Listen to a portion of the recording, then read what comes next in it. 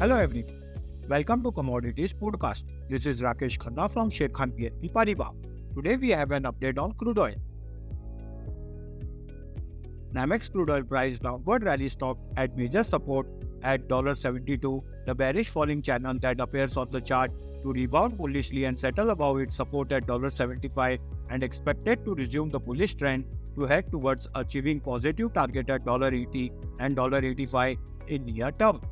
MCX crude oil price settled above 6,600 level along with upward trendline breakout to keep the bullish trend scenario valid and active for the upcoming period. However, key resistance hold at 6,650 level on upside and break above will surge the price further up till 6,900 and 7,300 level in near term. On the other hand, key support hold at 6,350 level and break below will act as a trend reversal. The price indicator MACD is bullish. Thank you.